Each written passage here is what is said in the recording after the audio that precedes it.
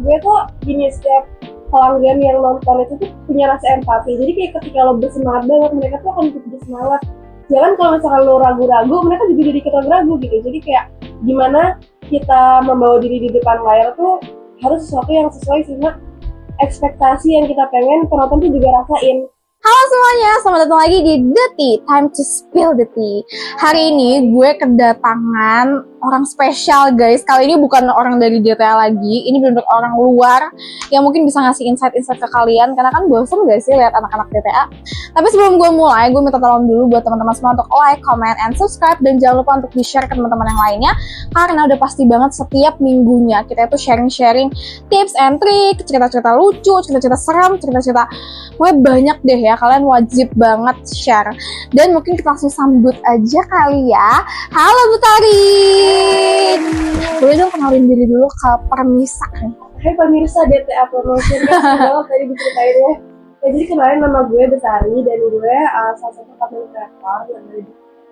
Ya betul, jadi ini tuh sebenarnya jatuhnya teman SMA gue ya. Dia nggak teman SMA aja loh, dia tuh dari SD udah jadi teman gue. Iya, udah lama banget, dan dia itu emang beberapa kali viral ya di TikTok ya. Iya, beberapa kali viral di TikTok, iya benar. Dan ini orang pinter banget guys, percaya sama gue. Dia pernah, apa sih lo, HR ya? Oh ya, gue pernah magang HR 2 kali dan marketing sekali sih. Dan dia tuh magangnya di DPR sama di BI ya? Iya betul, kalau misalkan untuk HR gue magang di DPR sama BI, sedangkan kalau untuk marketing gue di Makarizo. Wow, keren banget gak sih guys? Tipsnya dong, pengen banget deh gue tahu kayak gini-gini nih. Karena jujur kayak gue tuh suka banget sama Bank Indonesia. Tolong hire gue. Bercanda. Suka banget Bank Indonesia. Iya, gue suka banget Bank Indonesia. Kalau tips and triknya sebenarnya lihat aja sih potensi magang itu kan banyak banget, kita bisa lihat yang ada di websitenya atau enggak di LinkedIn, dan juga di social media juga banyak yang nawarin magang gitu. Jadi kayak jangan menutup kemungkinan di sisi manapun. Coba-coba aja up to date di halaman-halaman mereka gitu. Dan apa-apa aja nggak sih? Apa-apa aja. Iya benar-benar. Tapi sebelum kita masuk nih, gue sebenarnya pengen bahasnya tuh content creator. Karena sekarang gue sering banget nih banyak ngeliat orang-orang yang pengen banget jadi selebgram, pengen banget jadi influencer gitu ya. Itu starting pointnya tuh di mana? Tapi sebelumnya gue pengen tanya lo sekarang kesibukannya apa sih?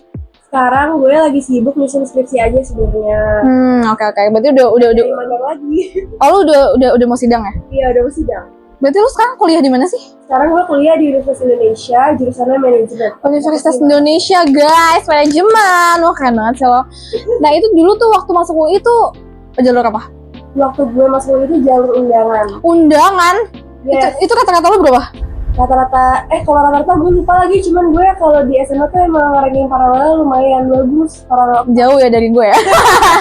Lo lihat kan, dia tuh ranking paralel di SMA tuh bisa kayak ya 10 besar lah ya. Gue tuh bahkan 10 besar di bawah. Iya anjir, gue 10 besar di bawah, sedih banget. Gitu deh, gue pengen nanya lu deh, sebelum gue content creator juga gue pengen nanya. Sebenarnya lo tuh emang suka di depan kamera ya? Suka, jujur, karena menurut gue the way kita tunjukin diri kita di depan kamera dan akhirnya berhasil buat tampilin diri kita di depan orang lain tuh bikin power baru ke diri kita gitu. Jadi semakin pede dan juga nularin percaya diri kita tuh ke orang lain gitu. Iya sih, bener-bener ada yang lain lah. Gue tuh pengen tahu deh, kan lu kan kelihatannya kayak lumayan introvert ya? Lumayan introvert kan ya kan? Nah tapi kalau bisa sih kayak ngembangin pede lu di depan kamera, karena kan banyak kan nih influencer yang pengen banget jadi influencer, tapi gue tuh introvert loh, gue gini-gini sengaja loh, gue nggak tahu mau bikin apa, gue nggak tahu harus kayak gimana, saking gue malu gitu. Menurut lo kayak gimana? Justru kayak karena gue introvert, jadi gue lebih careless gitu loh apa yang orang bilang. Jadi intinya sebenarnya ketika lo ingin memulai untuk tampil di depan kamera, kesampingkan dulu gitu loh, kayak gimana nanti orang berpersepsi tentang lo, dan lebih ke mikir ya udah is the way lo pengen tampilin diri lo ke orang lain aja. Dan selagi itu positif, kayak kenapa kita harus takut. Kadang tuh soalnya banyak banget kayak orang yang pengen, termasuk gue malahan. Saya gue pengen ngepost segala macam tuh gue malu. Malu aja gitu, kayak aduh malu deh gue ngepost jadi influencer. Tuh menurut lo gimana? Nah, karena pasti kita malu, karena kita tuh punya pikiran jalan-jalan orang lain bakalan mikir gue yang A, B, C, D, E gitu kan. Dan menurut gue selagi emang yang pengen lo posting tuh sesuatu yang nggak harus kayak ada nilai, harus ada gimana-gimana juga sih, tapi selagi itu nggak mengusik sesuatu atau menimbulkan sesuatu yang buruk ya kenapa enggak. Iya sih, sebenarnya kok bener-bener. Kalau lo mau sukses jangan malu, ya nggak sih? Jatuhnya kayak gitu. Nah, tapi kalau lo sendiri nih, starting point lu untuk emang aktif di TikTok tuh kayak gimana sih? Starting point gue untuk aktif di TikTok motivasi gue juga. Iya, motivasi lo. Motivasi gue, karena gue suka mikir gini sih, lucu sih. Kayak gue kadang suka mikir, misalkan 10 tahun ke depan gitu, atau 20 tahun ke depan. Gue nanti nyesel kayak kalau di masa muda gue gak tampilin muka gue gitu. Karena kayak, iya. nanti kayak kita tuh lagi Ada di era. lagi ada di era yang sebenarnya lagi besar-besarnya di umur sekarang. Bener. Karena kita kasih kesempatan buat diri kita tampil aja gitu. Dan juga menurut gue ini lagi era teknologi banget gak sih? Bener. Kayak sayang banget kalau kita tuh nggak memanfaatkan teknologi kayak gitu, karena sekarang banyak banget loh influencer dan selebgram. Bener, dan kayak menurut gue tuh banyak banget keuntungan yang lo tampilin dari ketika lo mendapatkan exposure, kayak entah kayak lo bisa dapat koneksi baru, ya nggak sih? Iya. Baru, lo juga bisa belajar kerjasama sama sebuah produk gitu, misalkan lo terima endorsean dan lain-lain, kan itu lumayan sesuatu yang bikin lo belajar banyak ya, dan itu nggak bisa lo pelajarin cuma di kelas aja gitu. Tapi banyak orang yang bilang lu mirip PLV-nya loh, Bet. Enggak Banyak deh. lah. Sumpah lu mirip banget sih. Tapi emang ada beberapa orang yang bilang gue mirip Rachel ya, cuma Iya. gue belum tahu dari sisi mananya. Tapi sumpah lu mirip banget sama PLV-nya. Semoga karir lu juga bagus kayak PLV-nya. Bagus karirnya. Amin. Tapi kalau misalnya lu sosial media gitu kan, lu kan berarti masuknya sosial media ya, TikTok ya.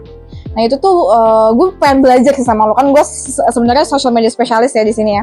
Nah gue pengen tahu sebenarnya lu tuh di saat lu bikin konten itu lu apa namanya, entah itu di Makarizo atau di mana itu segala macam, atau di TikTok lu itu tuh lu bikin konten aja atau gimana? Kalau konten itu kalau misalkan magang kan karena emang ditargeting harus gimana, jadi gue tuh ada planning selama 1 minggu gue harus ngeposting apa gitu, kayak misalkan ngeposting tentang hiburan atau enggak konten edukatif atau konten lucu-lucuan, jadi itu udah ditentukan per 1 minggu gue harus upload konten jenis apa, dan gue juga harus temuin juga produk mana yang pengen gue kenalin karena produknya banyak, jadi gue harus tentuin gitu biar seimbang di promosinya. Itu sih kalau misalkan di Makarizo. Kalau misalkan di akun gue sendiri, gue lebih ke nge-plan di mana kira-kira gue tuh pengen fokus gitu. Oh jadi lu cari target market lu gitu ya? Kayak gitu, benar. Oh jadi berarti lu harus cari target market lu dulu, baru lu buat konten gitu. Tapi lu tuh pakai analytics nggak sih? Pakai analytics. Jadi menurut gue analytics itu penting banget karena di sana kalian tuh bisa juga ngeliat engagement rate kalian dan banyak hal lagi, dan ternyata tuh analytics tuh bisa juga kalian cari tahu nggak cuma di aplikasinya aja, cuma dari webnya juga bisa, kayak not just analytics atau social grade juga bisa. Oh iya gue tahu tuh, gue pernah denger tuh. Iya kan? Jadi nggak cuman kalau misalnya di aplikasi tuh kan ada ya analyticsnya sendiri kan. Nah itu tuh jadi sebenarnya cuman basic nggak sih, Bet ya kan? Jadi pakai analytics, ntar juga pakai buat social media gue. Ya itu lebih lengkap, jadi kalian boleh coba. Iya benar. Tapi kalau misalnya lo di content creator pernah nggak sih ngerasa kayak, aduh gue insecure sama content creator lain apa gimana segala macem gitu? Itu tuh cara lo pasti pernah insecure dong pasti kan? Nah itu cara lo untuk menghilangkan insecurity itu lo gimana? Kalau insecure tuh sering sih, kalau dibilang sering atau nggak sering, dan kayaknya tuh emang wajar semua orang rasa insecure nggak sih, apalagi kalian terekspos dengan orang-orang lain yang notabene tuh dia tuh udah ngelakuin better banget ya daripada gue gitu. Kayak gitu, dan menurut gue gimana cara nge-overcome itu ya sebenarnya balik lagi ke diri kita sih, mau jadi itu sesuatu yang bikin kita down atau justru jadi motivasi buat kita tuh semakin nge-benchmark sesuatu yang bagus dan bikin diri kita jadi sebagus itu gitu. Jadi kayak bener. udah flip aja jadi motivasi, karena kalau misalnya lo insecure kan ntar malah gak ngehasilin konten apa-apa lagi gitu. Iya bener. Tapi lu tuh gimana ya? Kalau misalnya bikin konten deh, kalau nggak ini aja deh, gue pengen nanya nih sebenarnya sih, konten lu yang paling banyak viewsnya tuh berapa? Viewsnya waktu itu pernah gue 48.000. 48.000? Wah banyak banget sih. Baik banget guys, itu konten lu tuh emang apa namanya, gimana tuh konten? Cuma cantik-cantik aja apa gimana? Konten-konten cantik-cantik dan sesuatu yang sebenarnya nggak gue ekspektasikan tiba-tiba akan 8.000. Iya. Gitu. Jadi kayak sebenarnya kadang tuh sesuatu yang nggak kita ekspektasikan tuh malah viewsnya naik, cuma kayak intinya gue tuh jadi sadar gitu, kenapa sih bisa naik gitu, gue cari tahu, dan ternyata emang ada targetnya sendiri kan waktu itu, kebetulan kontennya konten so cantik gitu ya. Konten-konten centil gitu, maksudnya kayak gitu. Jadi ya ternyata target lu yang waktu itu nge-like kebanyakan dari cowok-cowok. Cowok-cowok ya. Tapi sekarang lu lagi Nah sekarang gue tuh lagi pengen ngerombak gitu deh target marketnya. target market gue dan apa yang pengen gue bawa values-nya apa gue gitu. Jadi kayak karena kemarin udah cowok dan gue tuh sekarang kepikiran gimana ya kalau misalkan gue juga mau naruh target gue di cewek-cewek karena kebetulan gue juga suka sama konten make up, nyatok atau misalkan beauty deh, tentang beauty gitu. Jadi kayak sekarang gue pengen rombak ke arah situ sih. Oh iya, berarti lu pernah jadi live host juga ya? Pernah gue pernah jadi live host. Oh pernah juga, karena gue tuh pernah loh waktu itu gue main ke rumah dia, terus gue lihat ada apa sih namanya, Satokan. Nah ini orang tuh pinter banget nge-influence, gue gak ngerti caranya, cuman dia pinter banget nge-influence, gue juga gak ngerti. Waktu itu gue langsung beli Satokannya hari itu juga. Dan itu bagus banget. Lo menurut lo nih cara untuk nge-influence orang untuk beli atau misalnya cara untuk ya pokoknya untuk engage gitu tuh gimana sih? Nah kebetulan judul skripsi gue tuh tentang live streaming kan. Oh tentang live streaming. Iya, jadi tuh gue kan juga nyari tahu ya konsumen tuh kira-kira gimana sih cara bikin konsumen tuh impulsive buying atau nggak, pokoknya beli lah intinya karena kita ngelakuin live streaming.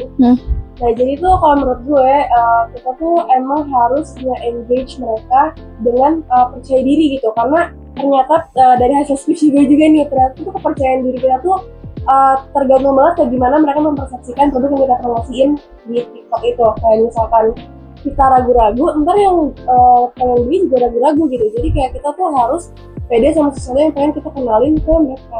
Bener sih, tapi itu sih gue pernah dengar katanya kalau misalnya menjual sesuatu ya lu at least harus beli juga, lu harus pakai juga. Itu ibaratnya kayak lebih ke bikin trust ke Bener, pelanggan kan. Kita harus beli dan harus tahu banget fungsinya, kayak udah punya product knowledge-nya, nanti pasti mereka juga akan yakin. Iya benar. Kalau itu gue setuju sih, karena gue juga pernah jadi live host juga. Nah itu tuh sama Dian Sastro gak sih? Sama Dian Sastro, iya tuh gue pernah, itu gue senang banget sih. Gue suka banget sama Dian Sastro betul. Itu waktu itu gue rasanya juga kayak gitu, kalau gue lemas-lemas ya gak ada yang beli. Iya kan, bener. Menurut gue tuh gini, setiap pelanggan yang nonton itu tuh punya rasa empati. Jadi kayak ketika lo bersemangat banget, mereka tuh akan ikut bersemangat. Jangan kalau misalkan lo ragu-ragu, mereka juga jadi ikut ragu-ragu gitu. Jadi kayak gimana kita membawa diri di depan layar tuh harus sesuatu yang sesuai sama ekspektasi yang kita pengen penonton tuh juga rasain. Tapi gue pengen tahu deh, lo kan manajemen UI ya? Nah itu lo belajar marketing gak sih? Belajar. Oh, lo emang majoring di marketing ya? Iya, gue majoring di marketing, jadi emang mostly gue belajar ya tentang how to market a product biar kayak consumers juga tertarik dan juga biar nggak cuma tertarik tapi punya niat pembelian, dan juga gimana ngebangun biar mereka tuh loyal juga sih. Oh ya, tapi itu bener sih, nggak cuma beli aja, jadi kan takutnya stuck di situ. Tapi kita nge-build customer relationship-nya juga ya. Oh ya. Kalau misalnya dari lo tuh, lo ngerasa nggak sih kalau marketing tuh selalu berubah-ubah setiap tahunnya? Marketing tuh dynamic banget, dan tapi justru itu yang bikin kita tertarik nggak sih sama marketing? Bener. Iya bener. Dynamic gitu, nggak yang ketik gitu aja, kayak akan selalu berubah seiring zaman. Tapi ketika lu belajar marketing itu, apakah lu ngerasa marketing tuh melelahkan banget deh? Gue capek deh, karena kan pasti marketing tuh punya target yang tinggi ya. Ya tentu karena dynamic, jadi kita dipacu untuk mikir terus sesuatu ide yang baru dan menarik konsumen sih. Jadi kayak ya pasti capek ya, kasihan nggak. Iya bener. Cuma kayak karena mungkin passion juga, jadi ya kita enjoy aja sih jalaninnya. Gak kerasa berat ya? Bener. Tapi gue tuh sering banget dengar kata-kata kayak gak usah marketing tuh udah gaji kecil, terus juga targetnya tinggi gitu. Itu tuh bener gak sih? Gak semua marketing tuh dikejar target, cuma emang ada marketing yang misalkan fokusnya ke sales, itu memang dikejar target ya. Dan kalau dibilang gajinya kecil enggak juga ya, gede ya, itu relatif juga ya, tergantung juga. Dan mostly teman-teman gue yang sekarang udah lulus dan mereka marketing, kerja di ranah marketing, gajinya malah oke kan? Oh iya? Iya malah oke. Jadi kayak ya udah semakin kondisi karena passion juga jalannya kan jadi enak. Kita juga bisa ngebangun karir di sana. Jadi why not? Tapi kalau dari lu kan lu pernah nih ada di marketing dan di HR, kan dua-duanya sama-sama di manajemen ya? Benar.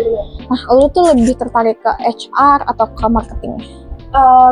At this time ya, gue masih paling suka marketing, tapi HR is not a bad idea at all sih. Gue juga suka banget yang namanya kita ngatur orang kayak pegawai-pegawai gitu. Kalau misalkan di DPR kemarin tuh gue ngatur tentang pola karir mereka, jadi gue belajar gitu kayak karir mereka tuh nanti berikutnya tuh apa tuh gue belajar gitu. Terus kayak CPNS juga gue ngikutin prosedur dan itu ternyata seru juga. Iya sih, pasti seru sih ya kalau kayak gitu. Dan menurut gue HR tuh sangat terstruktur sih. Nah, Beda sama marketing. Kalau menurut gue marketing tuh, setahu gue tuh marketing ada marketing 4.0, marketing 6.0, bla itu tuh banyak banget evolusinya ya. Tapi lo di manajemen ini emang lo tujuannya untuk ke marketing atau lo ada yang lain? kalau di manajemen gue emang suka banget. Itu manajemen tuh ada 4 ya. Jadi tuh ada finance, marketing, human resource, sama operations. Dan emang yang gue tertarik tuh ya marketing sama human resource itu sama HR. Jadi kayak dua ini tuh emang gue suka banget, dan karena itu gue juga magang tuh udah nyoba dua-duanya, HR maupun marketing. Tadi di BI sama di DPR ya? Di DPR sama Makarizo. Oh, sama Makarizo. Oke deh. Oke, kalau kayak gitu, gue sebenarnya agak melengseng ya tadi ya. Tadi tiba-tiba ke DPR lagi segala macam. Gue mau balik lagi ke content creator sedikit lagi. Mungkin kalau untuk content creator ini, lu punya nggak sih message untuk content creator di sana yang baru merintis? Kayak lu mau seperti apa ke content creatornya? Oke. Jadi kalau content creator itu menurut gue, kalau dibilang nggak ada modal tuh tetap ada modal. Kayak misalnya kalian perlu lighting yang bagus, seenggaknya kayak gitu kan. Ya jadi kayak sebenarnya kita memerlukan sesuatu sebagai modal tuh pertama yang modal kalian lighting, terus kayak gimana ngebangun kepercayaan diri itu juga sebenarnya modal ya. Iya benar. Jadi sebenarnya menurut gue pede aja, digasin aja, fokus ke sesuatu yang emang lo suka. Jadi ketika lo jadi content creator lo juga enjoy gitu sama konten lo sendiri. Bener sih, tapi gue juga setuju. Mungkin kalau dari gue untuk konten creator di sana ya, semoga rintisannya itu berhasil, karena kan sekarang udah banyak banget yang mau merintis jadi content creator ya. Dan gue berharap nggak usah takut guys ya, nggak usah malu, kayak lakuin aja. Kalau emang ada yang ngomong kanan kiri ya tutup kuping aja, karena menurut gue itu cara lu untuk sukses lebih kesananya nggak sih? Bener banget. Oke, mungkin untuk sekarang thank you banget Betari udah datang dan nemenin Deti ini untuk hari ini. Dan mungkin buat teman-teman semua jangan lupa dicatat apa yang tadi Betari omongin ya. Dan kalau misalnya ada yang mau minta tips-tips boleh banget. Di mana? Di Instagram lo apa? Ya boleh, Instagram gue Ayushita BP. Oke deh, mungkin buat sekarang thank you banget Betari. Dan mungkin untuk hari ini udah segitu aja dulu. Sampai jumpa di episode selanjutnya. Bye bye.